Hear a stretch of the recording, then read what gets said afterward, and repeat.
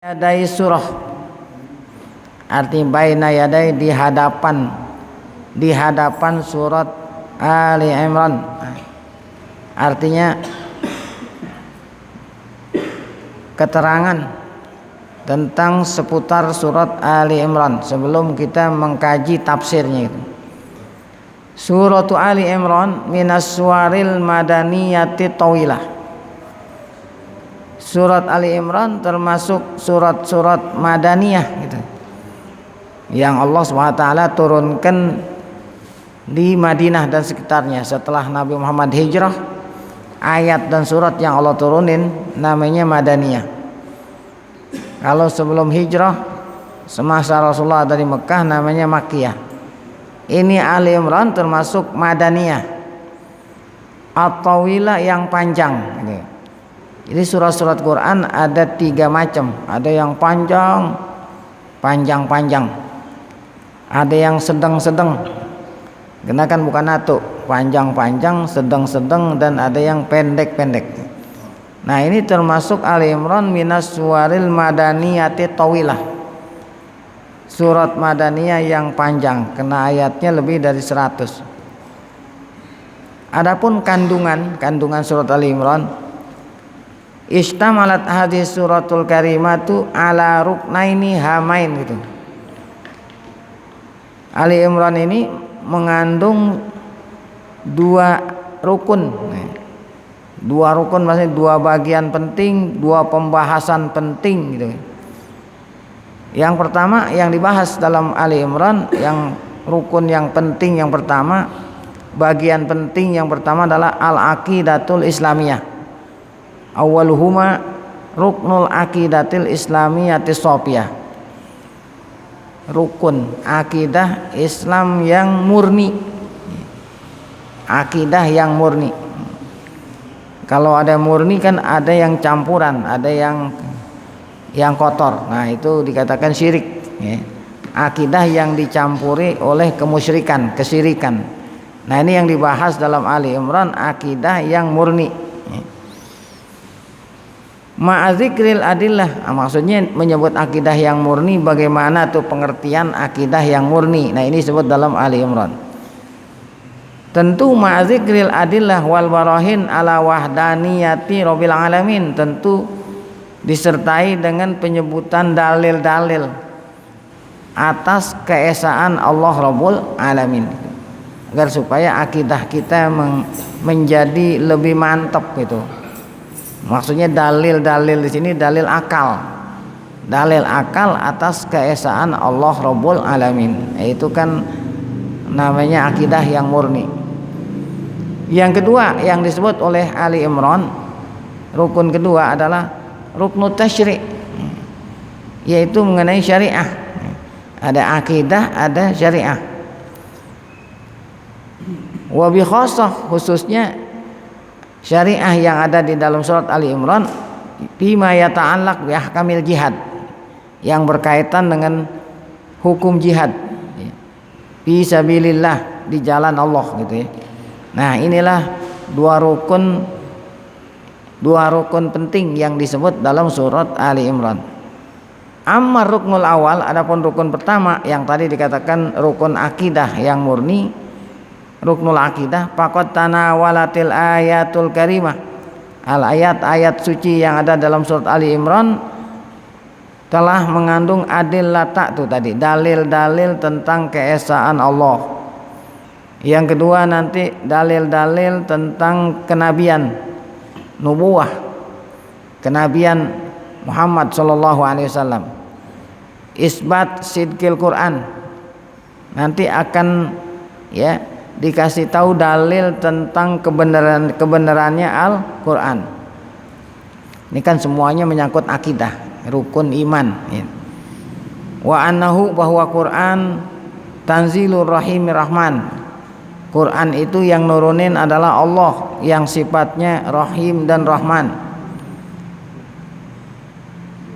Kemudian waradat bil hujajid dabighah wal barahinil qati'ah. Demikian juga Ali Imran ini menyebut tentang dalil-dalil hujaj, artinya dalil-dalil yang damirah, dalil-dalil yang damirah, yang kuat, dalil yang kuat, al-barahinil qati'ah, bukti-bukti yang pasti, menyebut dalil-dalil yang kuat dan bukti yang pasti, ala syubhat, bukan waradat, waradat gitu, waradat bil hujajid damirah. Kandungan Ali Imran pun waradat artinya menolak. Ayat-ayat Ali Imran pun mengandung kandungan yang menolak gitu, menolak dengan dalil-dalil yang kuat. Menolak apa? Asyubhat, ya. Syubhat. Apa itu syubhat? Ya.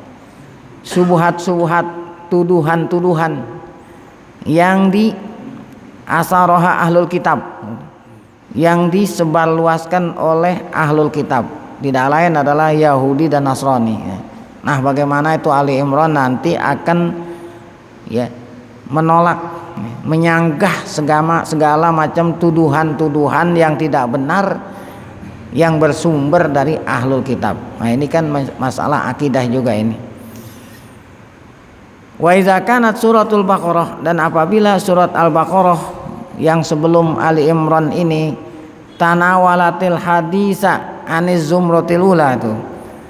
Kalau Al-Baqarah telah berbicara tentang kelompok pertama dari ahlul kitab, kemarin itu Al-Baqarah. Tuduhan-tuduhan Yahudi gitu ya.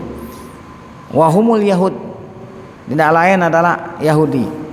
Maka syapat an khopayahum, ayat-ayat yang ada dalam surat Baqarah telah membuka khopayahum yang disembunyikan oleh mereka, membuka. Kalau bahasa kita membuka kedok.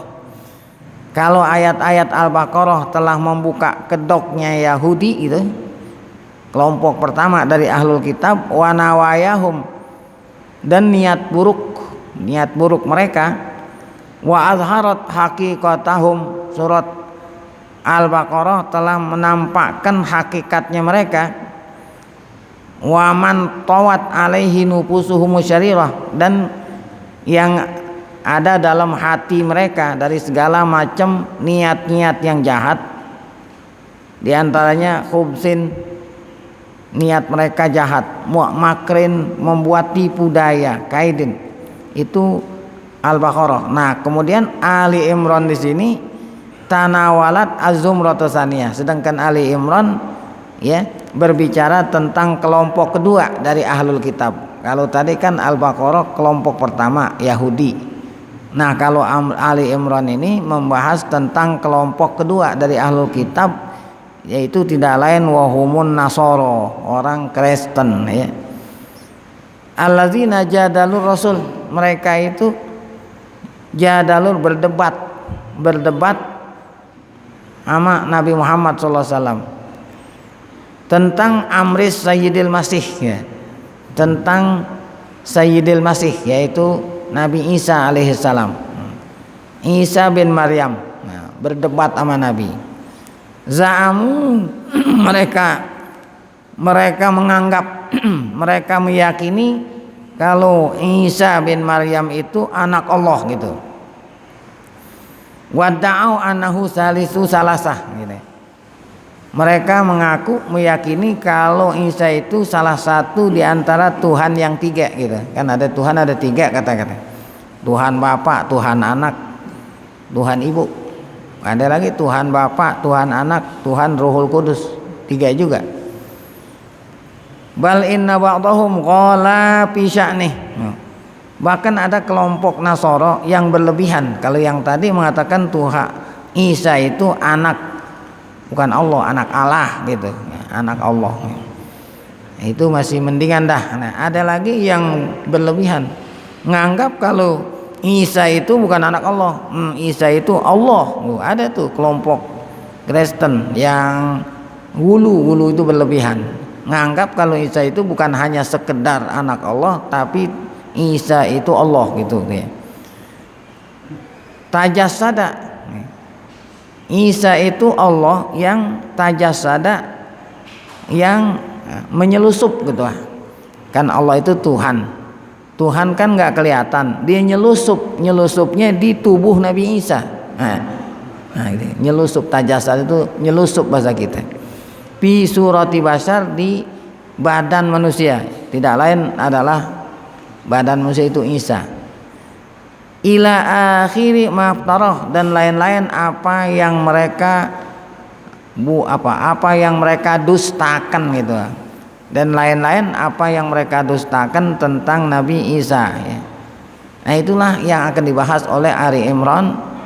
Ta'alallahu wa taqaddasa amma yaqulu zalimuna uluwan kabira. Nah ini kita mengatakan terhadap apa yang mereka katakan tadi, kita bilang ta'alallah, Allah maha tinggi, Allah maha suci terhadap apa yang mereka katakan. Di sini nggak dikatakan apa yang mereka katakan, tapi zolimun, apa-apa yang orang-orang zolim itu katakan. Padahal yang dimaksud zolimun itu orang Kristen ya. Jadi mereka itu zolim. Zolimnya itu kan artinya zolim, meletakkan sesuatu pada bukan tempat, namanya zolim. Kalau Nabi Isa diletakkan pada bukan tempatnya, berarti zolim tuh. Nah, kalau Isa tempatnya di mana? Tempatnya hamba Allah. Saat orang menyangka kalau Isa itu Tuhan, berarti kan menempati Nabi Isa pada bukan tempatnya. Pantas mereka dikatakan zalimun. Allah maha tinggi, maha suci terhadap apa yang orang-orang zalim itu katakan. Uluwan kabira, Allah maha tinggi, maha besar. Nah itulah rukun akidah yang disebut dalam Ali Imran, menyangkut masalah tuduhan-tuduhan, sanggahan-sanggahan terhadap tuduhan yang dilontarkan oleh orang Kristen terhadap Nabi Isa gitu.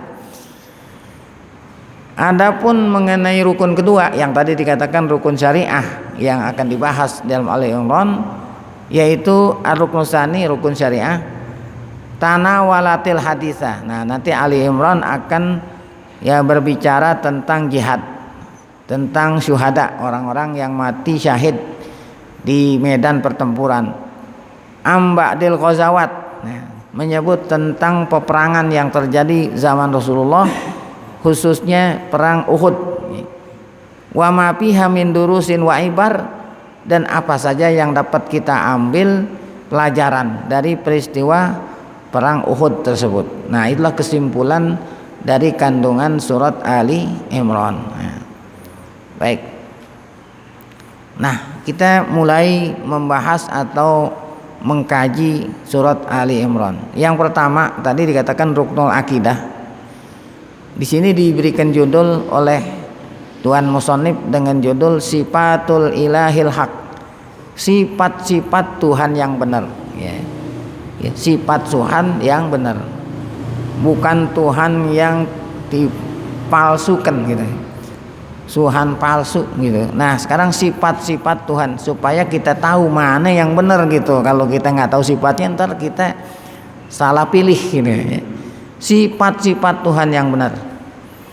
Ibtada'atis suratul karimah, surat yang mulia Ali Imran maksudnya ini mula-mula membahas tentang bayanu.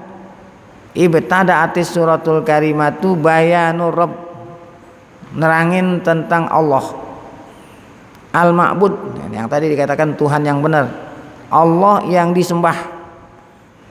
Siapa itu Tuhan yang benar disembah?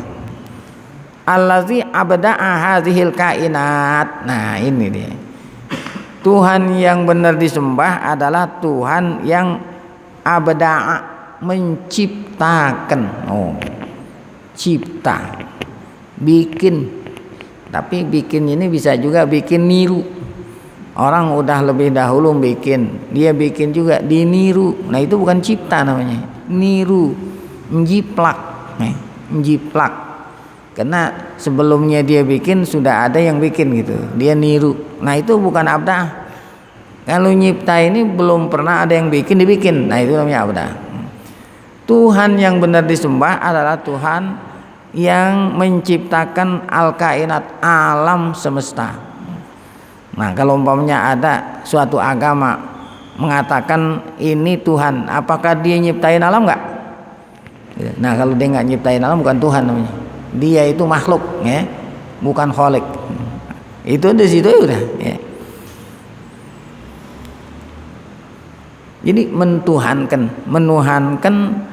siapa yang benar kita tuhanin gitu. Yang benar kita jadiin Tuhan adalah Allah, Tuhan yang telah menciptakan. Kalau dirinya aja diciptakan, nah berarti bukan Tuhan. Nah ini kata-kata menuhankan ini bukan hanya menuhankan kita anggap dia Tuhan. Kita mensucikan itu menuhankan juga. Sesuatu kita sucikan. Oh, apa itu kita sucikan? Ya, kita anggap dia itu keramat. Ya. Kita anggap dia itu mempunyai kesaktian. Nah, itu juga menuhankan itu, ya. Ada orang mensucikan, menganggap keramat, menganggap sakti. Ya. Nah, itu menuhankan, ya. Kan macam-macam, ya. Ada yang menganggap sapi itu sakti gitu. Makanya itu jadi berarti menjadi sapi sebagai Tuhan itu. Ya, gitu kan. Ada yang keramatin pohonan. Nah, itu berarti menuhankan pohon, gitu.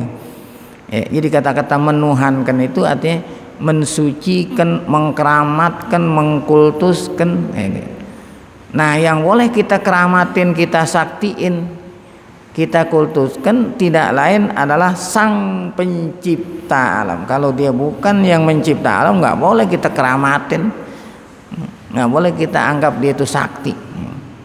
Kita minta sama dia. Nah, itu berarti itu menuhankan. Itulah yang wajib kita tuhankan, Allah yang telah menciptakan alam semesta. Wasafat Rabbul Izzati Jalla wa Ala bisifatil kamal. Surat Ali Imran menyifati Tuhan yang benar disembah, ya, dengan sifat yang sempurna. Di samping tadi sifatnya menciptakan alam, di samping itu Tuhan yang benar disembah adalah Tuhan yang mempunyai sifat kesempurnaan, sifat yang sempurna gitu. Apa itu sifat sempurna? Di antaranya Al-Hayyul Baqi. Dialah yang hidup kekal gitu. Nah, kalau ada orang yang menuhankan benda makhluk, benda itu mati. Tuhan bukan? Bukan, karena Tuhan yang benar disembah yang kekal selamanya itu. Hayyul Baqi, yang hidup kekal selamanya. Nah, kalau memang dia mati, masa itu Tuhan, ya. Nah, kalau dia mati ntar yang ngurusin alam siapa jadinya kalau dimati, ya.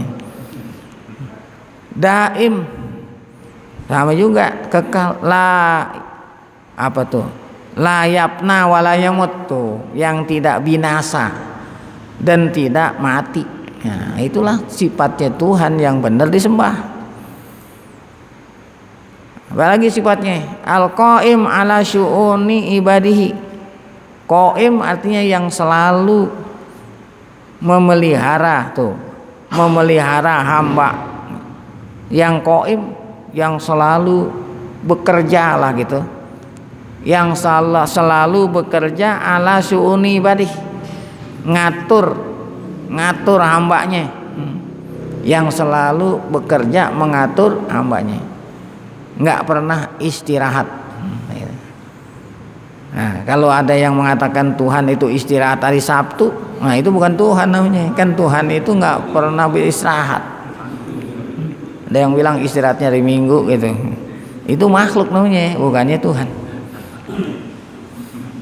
Bil hibzi, tuh kerjaannya Allah nggak pernah istirahat memelihara.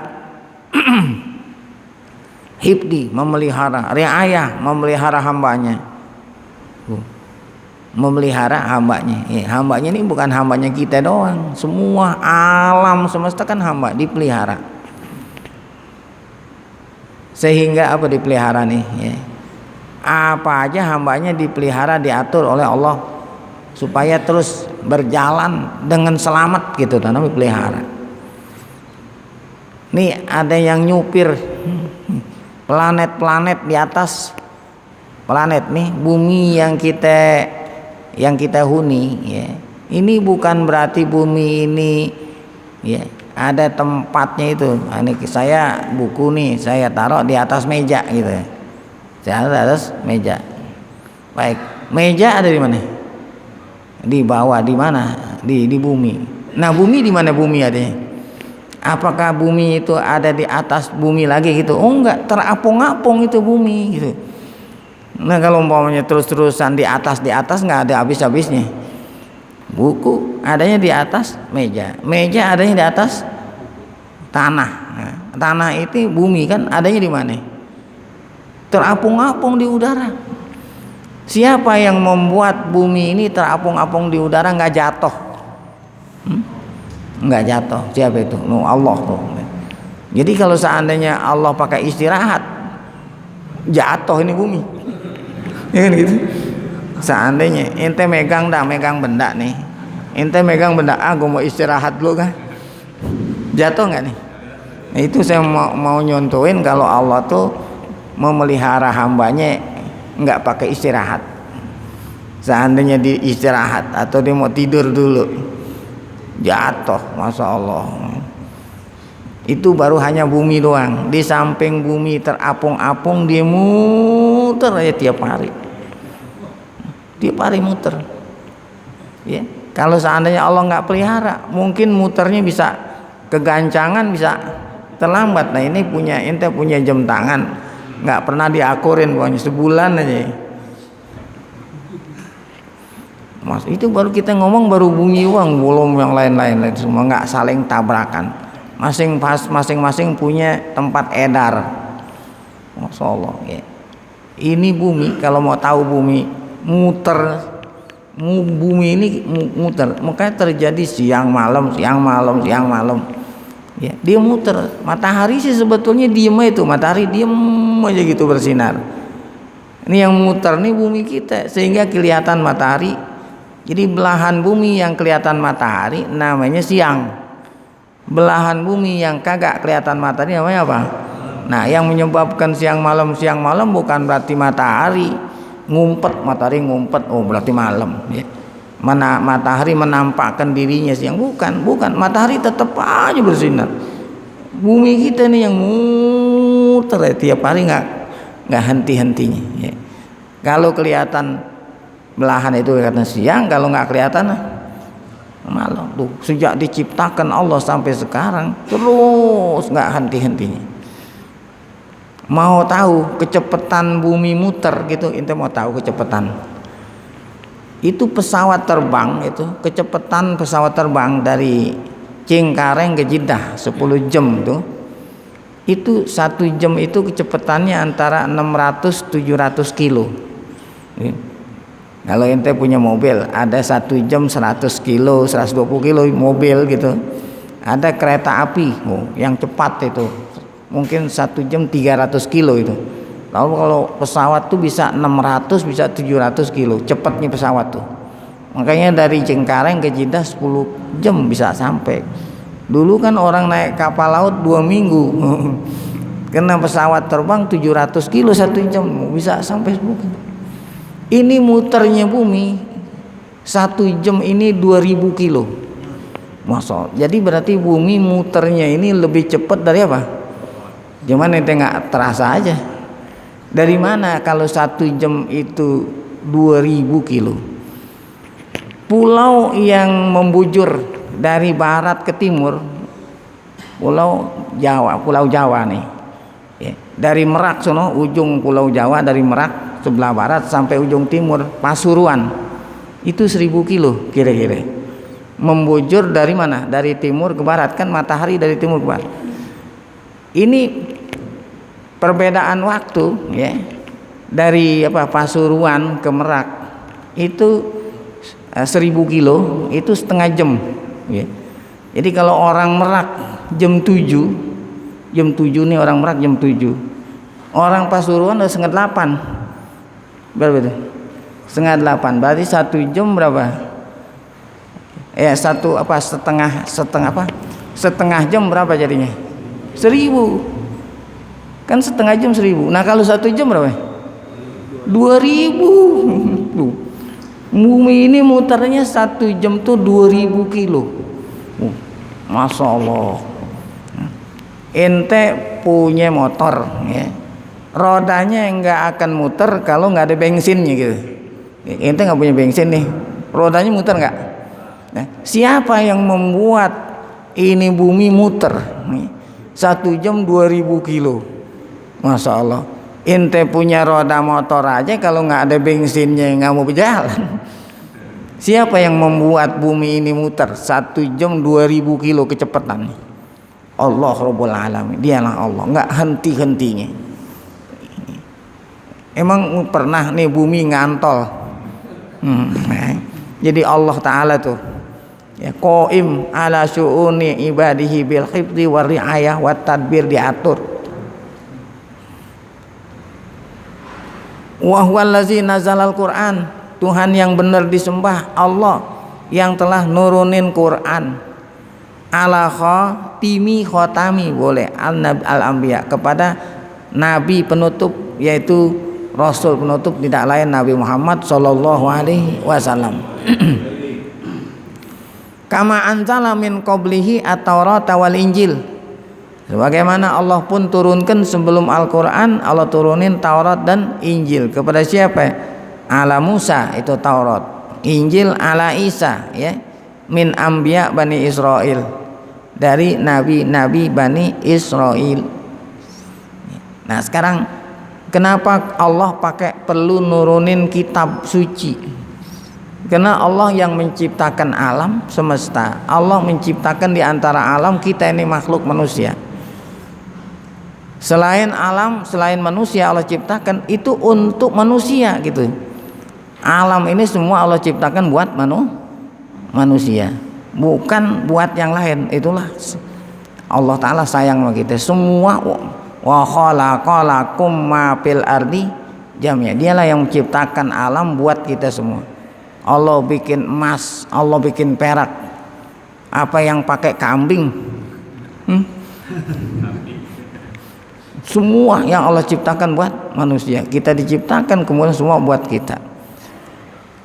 Karena dia yang menciptakan dan dia juga yang memelihara kita gitu. Nah supaya kita ini sebagai makhluknya ya bahagia dunia akhirat, tentu kan ada undang-undang gitu ya, ada undang-undang, ada peraturan gitu karena dia yang menciptakan, nah dia yang tahu gitu mana yang baik buat kita supaya kita ini makhluknya itu enak dunia akhirat. Nah dibuatlah oleh Allah undang-undang karena dia yang bikin, dia yang tahu mana yang baik buat kita dan mana yang tidak baik.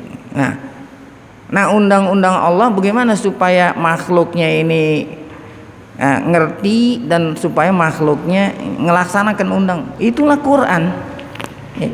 Taurat turunin Nabi Musa, Injil sama Nabi Isa ya, Quran sama Nabi Muhammad. Nah itulah kitab pedoman dari Allah supaya makhluk kita ini manusia yang memang diciptakan oleh Allah bisa terus hidup jalan lancar bahagia dunia akhirat. Kalau hidup tanpa aturan itu nggak bisa. Nah, makanya diturunin Al-Quran. Oleh karena kalau diturunin kitab suci aja kita kan nggak ngerti kalau nggak ada gurunya. Coba, nih kitab undang-undang, lo bacain diri, kira-kira ngerti nggak kita? Kalau disuruh bacain diri dah. Nah, oleh karena itu di samping ada kitab suci, ada rasulnya yang ngajarin. Nah, kita yang ngajarin Nabi Muhammad Shallallahu Alaihi Wasallam. Nah, itulah kenapa kok Allah pakai turunin kitab suci, diturunin nama Nabi gitu. Kitab sucinya itu sebagai kitab pedoman, kemudian yang ngajarin supaya kita paham dan bisa ngamalin. Nah, itulah para nabi-nabi Allah alaihi wassalam. Baik. Pakai payukadzibun nasara bil Quran. Bagaimana? Ini kan tadi katanya Ali Imran berbicara tentang kelompok kedua dari ahlul kitab gitu. Kalau Al-Baqarah kelompok pertama Yahudi, ya Nasara, Kristen. Yang dibicarakan di sini ingin meluruskan ya pemikiran orang Kristen di dalam Ali Imran Allah bilang gitu, kenapa orang Kristen itu hamba-hambaku yang memeluk agama Kristen mendustakan Quran gitu. Itu kan pertanyaan, kenapa mereka mendustakan, artinya nggak percaya dengan Quran yang turun nama Nabi Muhammad. Kalau dia percaya kan masuk Islam. Pertanyaan, kenapa mereka nggak percaya?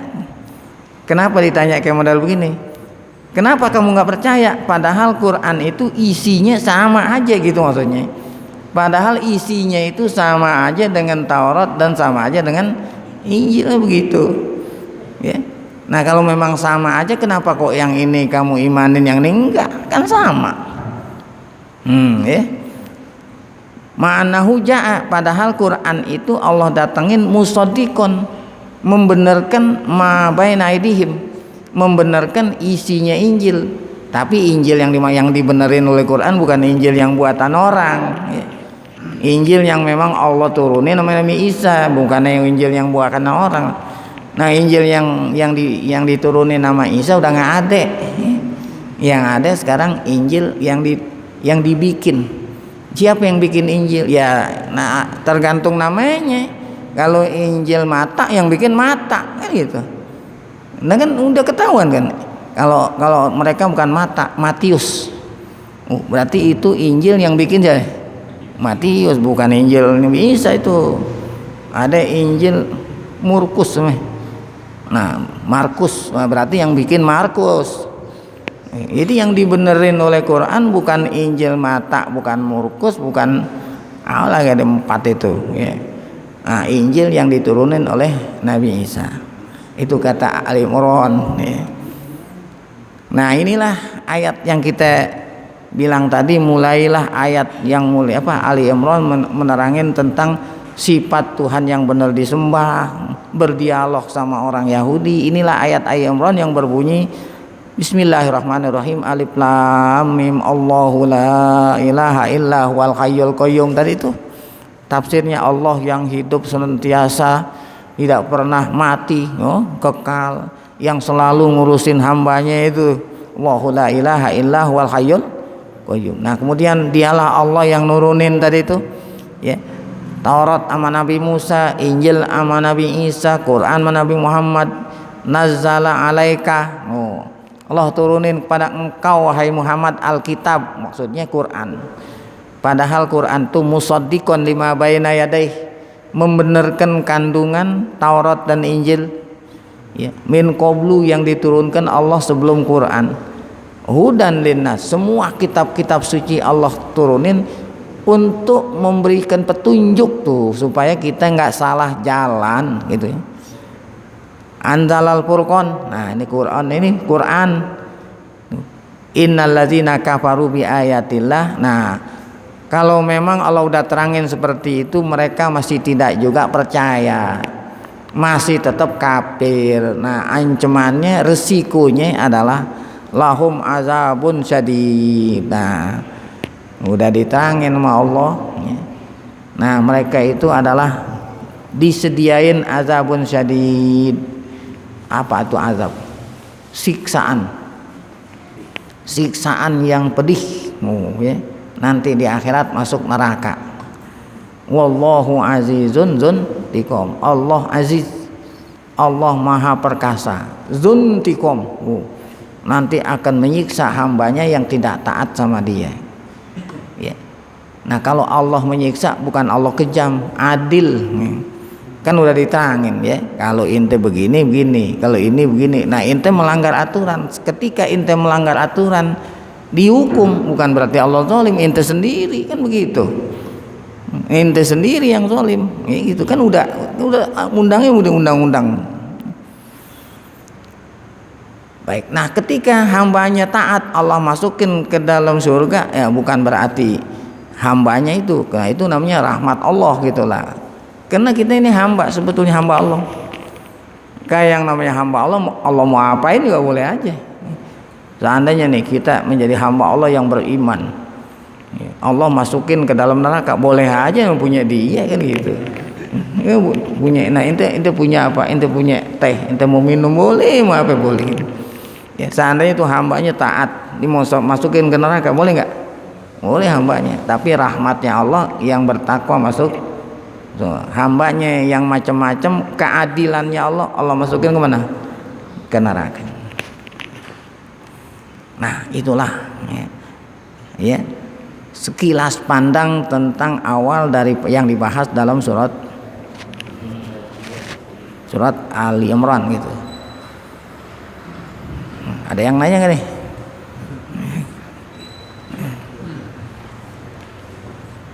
Arad ala nasoroh gitu ya. Sanggahan, penolakan tadi kan, penolakan atas sanggahan terhadap apa yang diyakini oleh orang Kristen gitu ya. Summa tatabaat, kemudian surat Ali Imran meneruskan gitu ayatnya, tusyiru ila sifatil ilahil haq, ngasih tahu sifat-sifat Tuhan yang benar gitu. Jangan kita salah milih Tuhan ya. Kalau kita udah tahu sifat Tuhan yang benar begini gitu. Apa itu Tuhan yang benar sifatnya? Allazi ahata ilman bikulli ma fil kaun. Nah, Tuhan yang benar sifatnya Tuhan yang ilmunya ahata, Masya Allah, ilmunya meliputi bikulli ma fil kaun, semua yang ada di dunia ini. Ini logis masuk di akal. Karena yang bikin dia, yang bikin semut Allah, yang bikin semut Allah. Semua yang bikin dia. Nah, kalau yang bikin dia kan berarti apa? Ente bikin kue nih, ente bikin kue. Ente tahu nggak kue yang ente bikin itu? Komponen kue ini komponennya. Oh, gulanya sekian ya. Nah, gue yang bikin tahu kan? Nah, karena Allah Ta'ala yang menciptakan alam semesta, maka semua alam yang dia ciptakan udah jelas dia tahu kan gitu. Nah, ada semut kecil, warnanya hitam ya. Ya, jalan di batu yang hitam. Ya, jalannya waktu gelap. Allah Ta'ala. Nah, tahu Allah. Kenapa? Yang bikin semut dan iya. Yang suruh jalan siapa? Yang bikin batu di mana semut itu jalan dia. Yang bikin malam siapa? Ya udah jelas dia tahu. Kan gitu artinya. Nah, itulah sifatnya Tuhan yang benar disembah adalah Tuhan yang ilmunya meliputi. Oh, meliputi berarti nggak ada yang dia nggak tahu, semua dia tahu karena dia yang bikin. Allazi ya'lamul ghaib, yang mana Tuhan itu ya'lamul ghaib, yang nggak kelihatan dia tahu, yang nggak kelihatan dia tahu. Nah, kalau kita yang kelihatan aja banyakan yang kita kagak tahu. Yang kelihatan masih banyak kan yang ini Allah. Kalau Allah itu tahu yang kagak kelihatan. Nah, kalau dia nggak tahu yang nggak kelihatan, bukan Tuhan itu. Mana contohnya yang nggak kelihatan? Ya, hati nih, hati kita.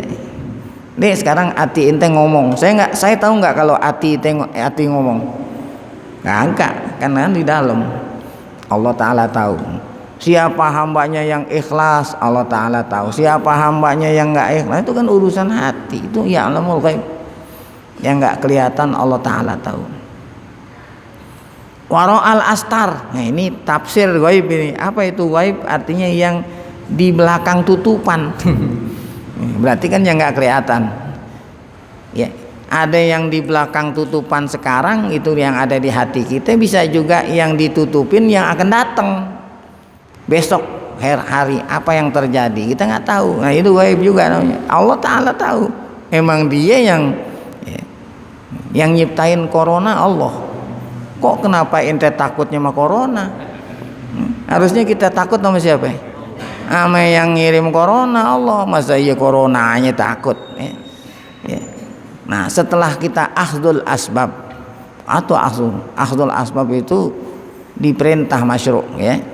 Jadi ada sahabat datang ya, jumpa Nabi di Masjid Nabawi. Kata Nabi, kamu dari mana? Oh, saya dari jauh ya Rasulullah. Oh, kalau dari jauh berarti ente pakai kendaraan dong, kata.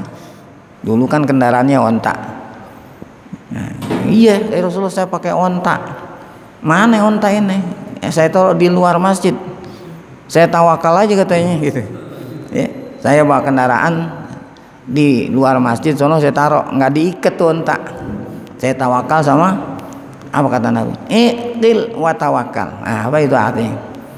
Ikat dulu tuh onta. Kalau ente naik kendaraan motor gembok, motor ente gembok, ya, ini kunci, pakai alarm. Nah, masuk ke masjid, tawakal ala Allah. Nah, mungkin kalau kendaraan pakai motor, motornya nggak digembok, tawakal.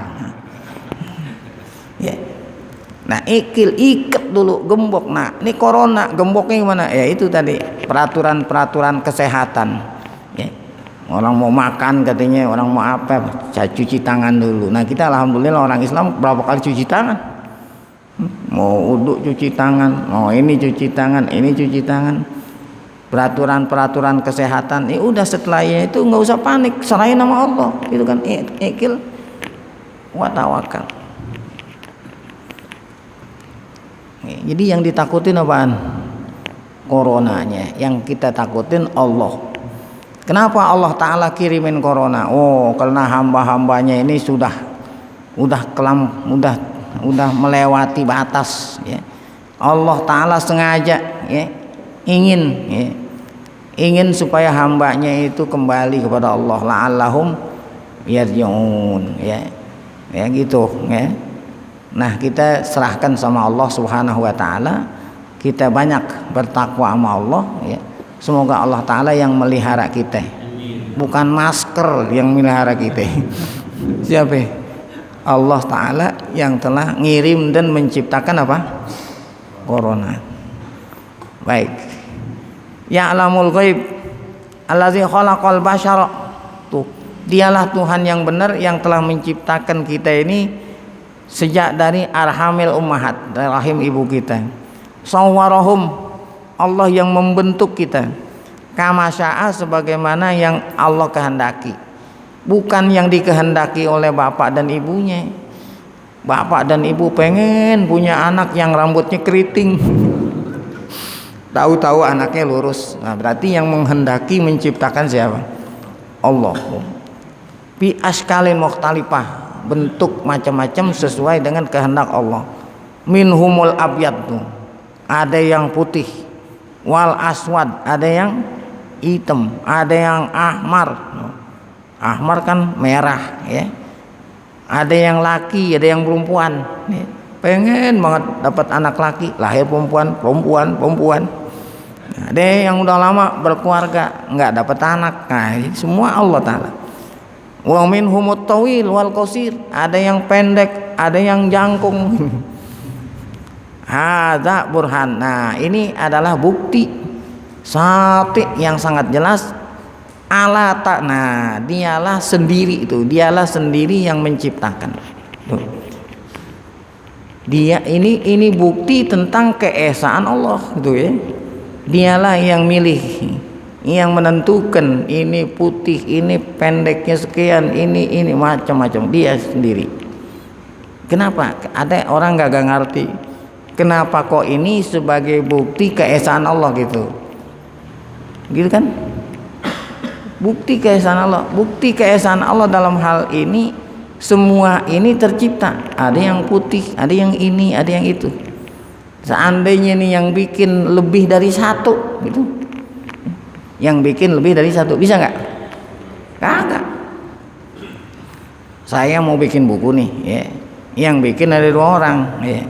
Yang satu, ya, maunya segi 4, ya. Ya, yang satu maunya lonjong, yang satunya jadi nggak nih? Dia berantemnya sesuruhan, dia nggak jadi nih. Saya punya anak putih, gitu ya. Nah, siapa yang menghendaki putih? Allah yang Maha Esa.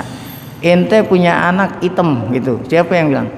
Allah. Nah, itu bukti kalau Allah Ta'ala Maha Esa. Adanya makhluk tercipta membuktikan kalau yang bikin itu atu. Kalau seandainya yang bikin lebih dari atu, nggak akan jadi, nggak akan jadi, ya. Karena masing-masing punya ego. Tahu ego? Oh, nggak mau, saya nggak mau begitu. Jadi nggak. Nah, kena waktu sudah, ya. Udah ngebilangin kita. Nah, sampai di sini. Insya Allah nanti akan kita lanjutkan bagaimana itu ayat ya menyanggah menolak terhadap apa yang diyakini oleh orang Kristen tadi gitu ya, insya Allah. Baik, nah sebelum kita tutup dipersilakan ya, ada yang mau mengomentari dan lain sebagainya ya.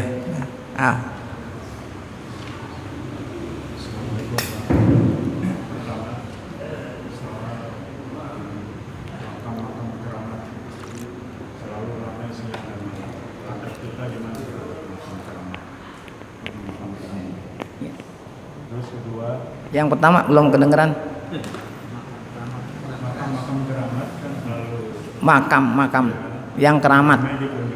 Iya. Iya. Iya. Iya. Baik. Yang kedua, azan berkumandang. Tapi masih nonton TV. Iya. Ada bola, ada dangdut. Ada sinetron. Iya. Itu termasuk syirik atau gimana? Baik. Tadi kita bilang apa itu? Mengkultuskan, mengkeramatkan, menganggap sakti. Itu berarti menuhankan kan gitu kan judulnya tadi itu. Jadi menuhankan bukan berarti saya menuhankan kalau dia itu yang bikin langit, bikin bumi gitu kan. Bukan hanya sekedar itu yang dikatakan menuhankan, mengkeramatkan, mensaktikan, mengkultuskan itu juga menuhankan.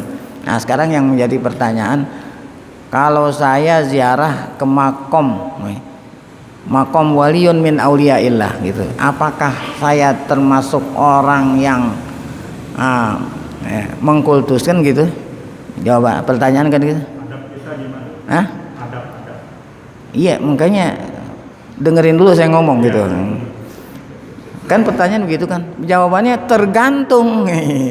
Tergantung dari orang yang ngunjungin makom itu. Nah, kalau ente mau ngunjungin makom di makom ente mintanya sama Habib gitu. Berarti kan saya mengkultuskan dia. Wahai Habib ya. Saya ini usaha saya lagi tersendat nih, wahai Habib. Minta wahai Habib yang punya makom supaya engkau lancarkan usaha saya. Oh, berarti menuhankan dia. Makanya kan tergantung dari apa itu. Ya. Nah, tapi kalau saya ziarah ke makom aulia, ya, memang kan ziarah kubur disuruh. Yang saya minta sama Allah gitu. Habib itu hanya perantara gitu. Ya Habib gitu, ya Habib nih. Kalau saya minta langsung mungkin Allah nggak kasih. Karena saya banyak maksiat, banyak apa. Tolong engkau yang mintain ya Allah. Tawassul namanya itu. Wasilah. Nah, ini enggak. Inti setiap hari inti tadi aja mau haji. Ya Rabbi bil Mustafa baligh maqasidana. Kita minta sama Allah. Ya Allah, baligh maqasidana. Apa dia baligh? Sampaikanlah segala hajat dan keperluan kami ya Allah. Bil Mustafa, berkat Nabi Muhammad. Oh, berarti tawasulnya masih apa? Sama Nabi Muhammad. Ya. Kalau seandainya saya minta langsungnya ya Allah ente mungkin kena saya banyak maksiat banyak apa mungkin kau kagak kasih, tapi saya minta melalui Nabi Muhammad ya, gitu. Ente kalau umpamanya minta langsung sama Presiden Jokowi mungkin ente nggak dikasih, tapi kalau melalui siapanya? Orang-orang yang dekat sama dia, wah Allah dikasih. Nah, kalau memang begitu nggak syirik, udah kan? Udah. Nah, sekarang yang kedua apa tadi? Ada azan ya. Dia nggak mengindahkan gitu. Apa termasuk syirik kan gitu? Sama juga kayak yang tadi. Gitu. Kalau seandainya dia dengar azan, tapi dia meyakini kalau azan itu perintah Allah, ya. Dia yakin kalau itu panggilan Allah. Namun ya, saya lebih memilih panggilan hawa nafsu daripada panggilan Allah. Berarti orang itu fasik, durhaka namanya. Durhaka. Tetapi kalau saya dengar suara azan, azan. Ya, apaan tuh diremehkan suara azan. Nah, itu baru dikatakan apa itu? Nah itu kan, ini tergantung, jadi kita nggak boleh kita syirik, enggak, tergantung dari ini gitu. Nah, kalau dia tahu azan itu panggilan Allah, namun dia mengakui dirinya itu lebih memilih panggilan hawa nafsu, berarti dia menjadi hamba Allah yang durhaka gitu. Nah, dari judul yang tadi itu sifat yang benar, berarti kita bisa menyimpulkan bahwa kita melihat agama itu yang benar dilihat dari Tuhannya gitu. Maksudnya percayaan kepada Tuhannya dulu. Iya. Iya. Benar nggak? Benar. Ya. Karena kan awalu ma yajibu 'alal insan ma'rifatul ilah bistikon ya. Yang pertama kali wajib atas manusia ngenal Tuhan. Ngenal Tuhan maksudnya supaya kita kenalin mana Tuhan yang benar, mana yang Tuhan. Sebelum ilmu yang lain kita pelajari harus belajar siapa? Awalu ma yajibu 'alal insani ma'rifatul ilahi bistikon. Benar ya, supaya kita enggak salah pilih. Iya. Nah, Di dalam hadis kan orang mati karena taun syahid. orang apa? Orang mati karena penyakit taun syahid. Iya. Ya, kalau saya dikiaskan dengan kejadian begini, orang muslim mati kena corona syahid nggak? Yang pertama. Yang kedua, ada amalan baca Ahmad Rasulullah Muhammad Rasulullah di bulan Rajab di Jumat saat khatib sedang di atas mimbar. Saya apakah pembacaan itu yang disuruh 35 kali itu saya ada baca tuh. Jadi amalan di akhir Jumat bulan Rajab. Baik. Udah, atau dulu dah yang pertama tadi saya gara-gara yang kedua, jadi yang pertama saya lupa tuh.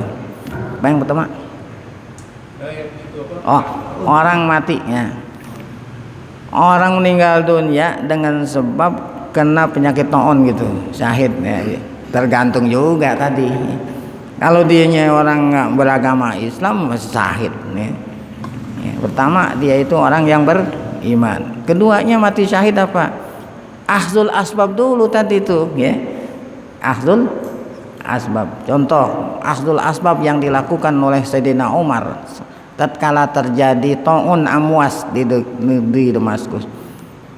Orang yang ada di situ kata Umar jangan kemana-mana dulu gitu kan. Sementara ada orang lain yang tidak terjangkit jangan ke situ. Ya kan peraturan, segala peraturan udah dia kena juga mati syahid. Oh, gitu ya. Itu namanya mati syahid. Takdir Allah dah tuh. Ini ada rel kereta api gitu. Nah, ente supaya selamat kau. Udah ada tintun palang udah dipasang, udah tintun dia masih ada di rel kereta api gitu. Nah kalau memang Allah Ta'ala nggak takdirin mati, saya nggak mati gitu, akhirnya ketabrak mati syahid namanya itu. Jadi akhdul asbab, semua sebab kita. Nah kalau meninggal dunia mati syahid gitu. Baik, kemudian yang kedua ada nih. Ya, itu saya baca ada. Udah, saya udah ingat. Udah ingat. Kita nggak usah susah-susah nih. Kita yang gampang-gampang aja. Apa itu yang gampang? Kata Nabi kalau ada orang khutbah dengerin. Gitu. Nggak usah susah-susah, yang begitu-begitu jangan. Saya nggak malang. Yang gampang-gampang aja pasti banyak yang belum kita amalin. Ini kan yang datangnya 1 tahun sekali, dicari-cari model begitu. Nah sedangkan amalan yang tiap hari aja lo nggak ngamalin, ini kan? Yang gampang-gampang aja. Yang gampang apa? Orang lagi khutbah dengerin, khutbah dengerin. Ya. Kalau ente main-main khutbah, ya. Walaupun itu bukan main, itu kan tadi baca selawat. Itu bukan pada tempatnya. Karena orang gini ada amal itu dari Tarim, dari Yaman. Siapa orang yang baca itu 35 kali ketika khatib sedang kedua nggak pernah. Sekarang nabi yang suruh diem. Ada orang Yaman suruh baca selawat. Yang pakai ente ajaran nabi orang Yaman. Itu aja gampang. Kan yang suruh diem siapa? Nabi. Masa Nabi suruh diam, ada orang Yaman suruh selawat itu pakai selawat. Gitu aja. Udah gitu. Amalan-amalan yang setiap hari kita suruh amalin aja kita nggak laksanakan, nunggu yang setahun sekali datang, yang belum tentu benernya, kan gitu. Yang biasa-biasa aja deh. Ya. Saya nggak bilang itu bid'ah, saya nggak bilang apa, pokoknya ya, yang biasa-biasa aja. Jangan yang aneh-aneh. Baik, nah ini saja. Sebelum kita baca zikir tauhid, mari sama kita baca Fatihah. Semoga berkah Fatihah Allah Ta'ala berikan kita panjang umur dalam keadaan sehat, afiat, jauhin dari segala macam penyakit dan mara bahaya. Allah Ta'ala berikan taufik hidayah, tetap iman saat kita dipanggil dalam keadaan husnul khotimah. Fatihah. A'udzubillahi minasyaitonir rajim. Bismillahirrahmanirrahim. Alhamdulillahirabbil alamin arrahmanir rahim maliki yaumiddin. Iyyaka na'budu wa iyyaka nasta'in ihdinas siratal mustaqim siratal ladzina an'amta 'alaihim ghairil maghdubi 'alaihim waladdallin. Bismillahirrahmanirrahim. Alhamdulillah shalli ala Muhammad rasulillah. Allahumma 'allimna ma yanfa'una wa anfa'na bima 'allamtana zidna 'ilman nafi'a. Rabbana atina fid dunya hasanah fil akhirati hasanah wa qina adzabannar. Sallallahu alaihi wasallam Muhammad wa alihi wasallam. Walhamdulillah bil alamin.